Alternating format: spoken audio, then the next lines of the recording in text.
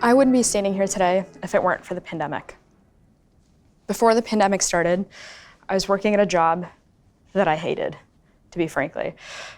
I dreaded every single day that I had to go to work because I had a boss who didn't listen to me, and I was stuck working in an organization where all the decisions were made at the top and orders were given to those below. There was no discussion, no explanation, definitely no room for pushback. And I was expected to follow the orders given to me and to keep my mouth shut. I wasn't ever able to be my full self at that job. And every day I would count down the minutes until I could return home. Because that job, that work culture, and those feelings were telling me stories about myself that were incredibly hard to ignore. Feeling like anything that I did or said didn't matter or wasn't valued was an incredibly hard feeling. And the weight of those stories were pushing me into a small box, the same box that society has been trying to push me into my entire life, telling me to be small, to be quiet, because I'm a woman, because I'm an immigrant, because I'm a person of color. And I was starting to believe those stories, and I was starting to settle into that small box. And the lack of agency that I felt at work transferred over to the rest of my life.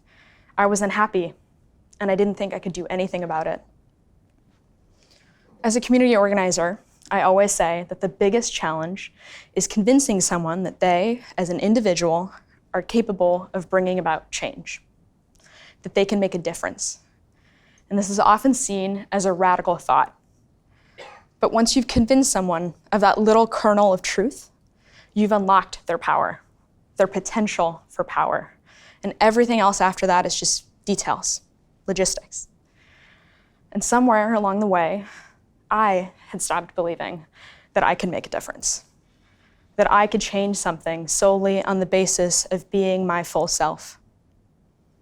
This wasn't a difficult thing to believe as a kid. As a bossy child, I never doubted that anything that I felt or thought and sharing those thoughts and feelings could help change the things around me. But this was a much harder truth to believe wholeheartedly as an adult, especially when the whole world seemed intent on telling me the opposite. So when the pandemic started, I was already struggling. Any hopes I had of finding a new job or moving to a new city were all put on hold.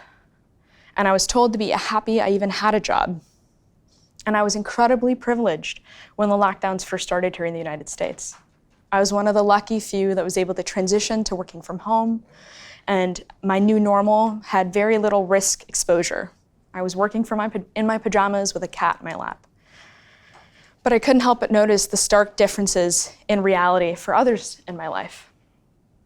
For my mother, my sister, both of whom are healthcare workers who've been reporting to work in person every single day since the start of the pandemic, standing in front of the line of exposure. And I was sitting at home, scrolling through the endless death toll numbers on my many screens, and I couldn't help but worry for my loved ones, my family that couldn't hide at home, my friends who were losing their livelihoods to this virus, and of course, the loved ones who were losing their lives. And there was nothing I could do about it. I could only sit at home, shelter in place, as they called it, and watch passively as the world around me became an incredibly difficult and incredibly dangerous place to be. The inequity of it all was hard to overlook and impossible to explain away. And despite working at the government's premier public health agency, I didn't feel like I was contributing directly or meaningfully in any real way to the fight against this pandemic. I didn't think I could. I could feel myself crawling even deeper into that small box. So when COVID-19 landed in the States, it was apparent to me and my fellow organizers and public health professionals that this pandemic would exacerbate the existing gaps in our country's healthcare system, that our government was not at all equipped to handle the systemic health and social inequities that were overburdening communities of color and working class citizens.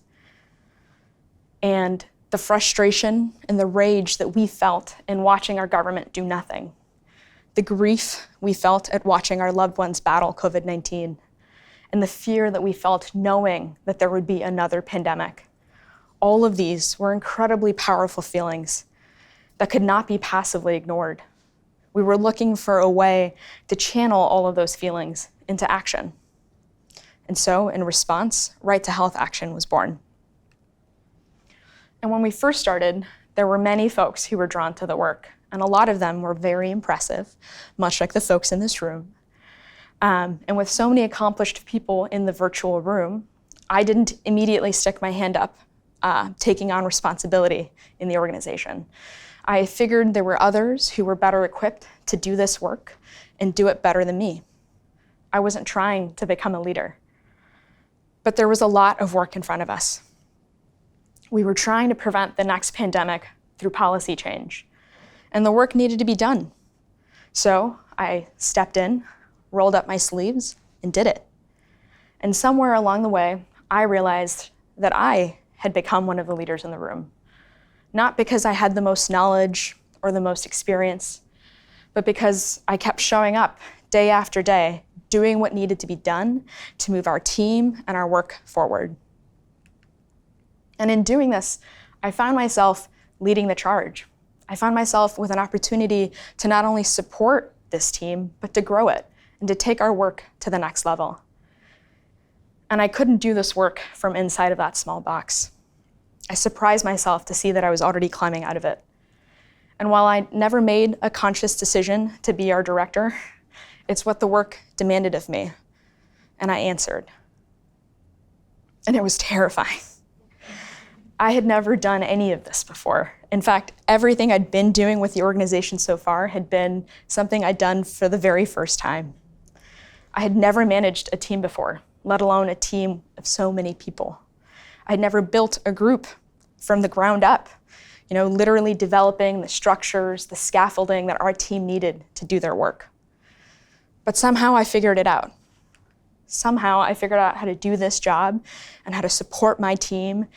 And in doing so, I was able to regain my sense of agency, regain my belief that the things I did and what I said mattered and added value, that I could make a difference for my team and for the work that we were trying to do. I had climbed out of that box, and I was free. I didn't set out to start an organization when this pandemic started. I was just trying to bake sourdough bread and focus my energy on making it through to the next day. But when the opportunity for leadership presented itself, I felt supported and enabled to step into that window of opportunity and to take on this position.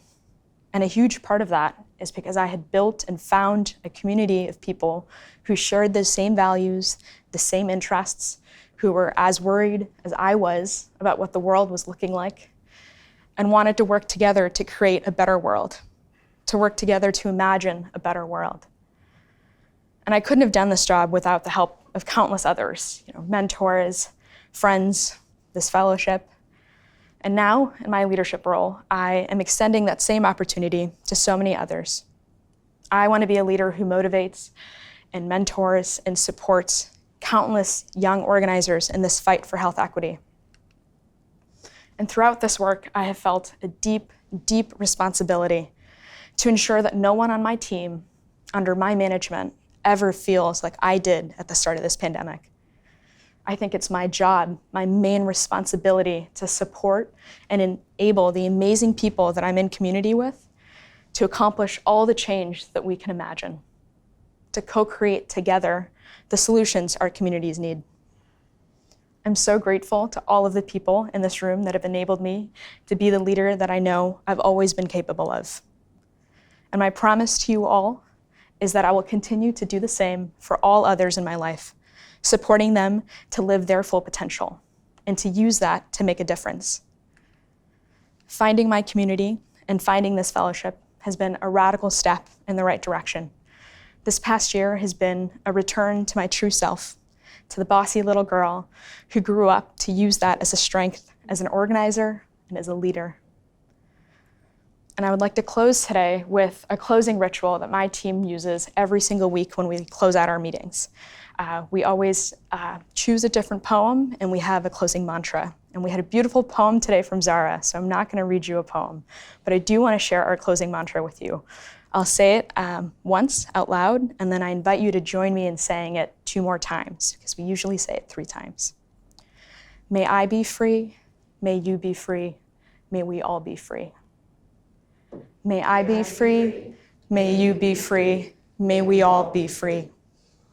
May I be free, may you be free, may we all be free. Thank you.